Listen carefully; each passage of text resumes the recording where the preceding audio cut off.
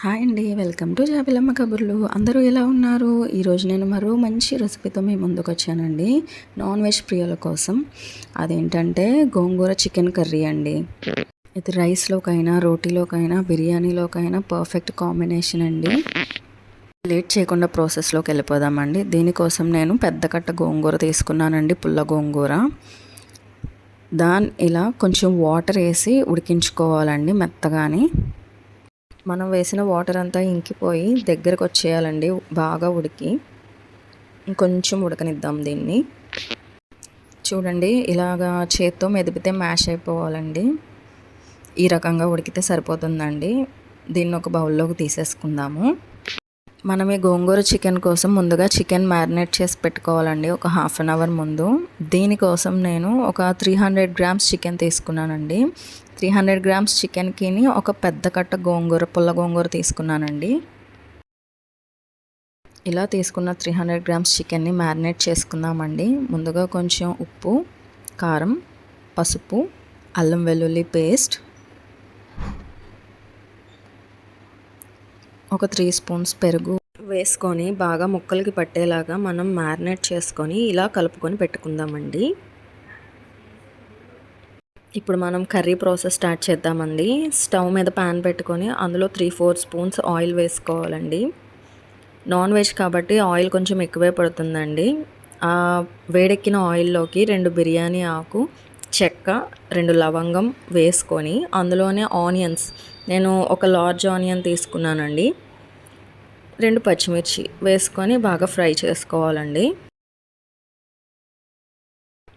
అందులోనే కొంచెం కరివేపాకు కూడా వేసి ఆనియన్స్ అవి గోల్డెన్ కలర్ వచ్చేంత వరకు బాగా ఫ్రై చేసుకోవాలండి. కాసేపు మూత పెట్టి కుక్ చేసుకుందామండి. ఒక 5 మినిట్స్ తర్వాత మూత తీసి చూద్దాము. ఆనియన్స్ బాగా మగ్గినాయండి. చూడండి, గోల్డెన్ కలర్ వచ్చినాయి. ఇప్పుడు ఈ మగ్గిన ఆనియన్స్లోనే మనం మ్యారినేట్ చేసి పక్కన పెట్టుకున్న చికెన్ని కూడా వేసేద్దామండి. కాసేపు ఆ ఆయిల్లో దీన్ని ఫ్రై అయినివ్వాలండి చికెన్ని. ఇలా ఒక 2 మినిట్స్ కలుపుకుంటూ ఫ్రై చేసుకోవాలండి, లేదంటే అడుగున ఉన్న ఆనియన్స్ మాడిపోతాయి. కర్రీ అంతా కలిసేలా కలుపుకొని కొంచెం సేపు మూత పెట్టేసి ఫ్రై అవనిద్దామండి. ఒక 10 మినిట్స్ తర్వాత మూత తీసి చూస్తే చికెన్ ఈ విధంగా కుక్ అయి ఉందండి. చికెన్లో ఉన్న వాటర్ అంతా బయటకు వచ్చినాయి. ఇప్పుడు మనం సాల్ట్ సరిపోతే సాల్ట్ కొంచెం అడ్జస్ట్ చేసుకుందామండి. నాకైతే సరిపోలేదు, అందుకే ఇంకొంచెం సాల్ట్ వేసాను. అందులోనే చికెన్ ఉడకడానికి సరిపడా వాటర్ కూడా వేసేసుకొని మరొకసారి కలుపుకొని ఉడికించుకుందామండి.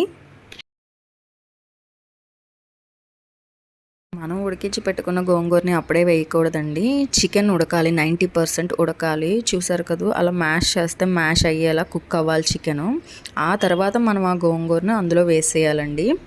చికెన్ ఉడకకుండా మాత్రం ఆ గోంగూర పేస్ట్ని అందులో వేయకూడదు. నేను అది ఏమీ మిక్సీ పట్టలేదండి, జస్ట్ ఉడికించి మ్యాష్ చేసుకున్న పేస్ట్ అది గోంగూర. మరీ గోంగూర పేస్ట్లా ఉంటే తినలేమండి. కొంచెం ఇలా కచ్చా పచ్చాగా ఉంటే టేస్ట్ బాగుంటుంది. అందులోనే కొంచెం అంత మసాలా, కొంచెం కొత్తిమీర వేసి కాసేపు ఉడకనిద్దాము కూరని, బాగా దగ్గర పడేంత వరకుని. గోంగూర చికెన్ కర్రీ బిర్యానీలోకి అయితే చాలా బాగుంటుందండి, పర్ఫెక్ట్ కాంబినేషన్ అని చెప్పుకోవచ్చు. ఇలా కాసేపు మూత పెట్టి ఉడికించుకోవాలండి.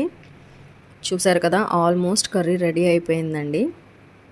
ఇలా మనం గోంగూర వేసుకొని వండుకోవడం వల్ల కర్రీ అనేది పుల్ల పుల్లగా, గ్రేవీ అనేది కొంచెం చిక్కగా, టేస్టీగా, చాలా కమ్మగా ఉంటుందండి. మీరు కూడా ఒకసారి ఇలా ట్రై చేయండి. ఇలా దగ్గర పడిందంటే మనకి ఇంకా కర్రీ రెడీ అయిపోయినట్టేనండి. దీన్ని డిష్ అవుట్ చేసేసుకుందాము. మరి ఇంకెందుకండి ఆలస్యం, మీరు కూడా మీ వాళ్ళకి ఇలా కమ్మగా వండి వడ్డించండి. మరి ఇది రైస్, రోటీ, చపాతీ, బిర్యానీ అన్నిటిలోకి చాలా టేస్టీగా ఉంటుందండి. డిష్ అవుట్ చేసుకున్నాక లాస్ట్లో పైన ఇలా కొంచెం కొత్తిమీర జల్లుకుంటే టేస్ట్ చాలా బాగుంటుందండి. నా వీడియో కనుక మీకు నచ్చితే లైక్ చేసి, షేర్ చేసి, సబ్స్క్రైబ్ చేయండి. మరో వీడియోతో మళ్ళీ కలుసుకుందామండి. ఈలోపు మీరు కూడా ఈ రెసిపీని ట్రై చేసేయండి. బాయ్ అండి.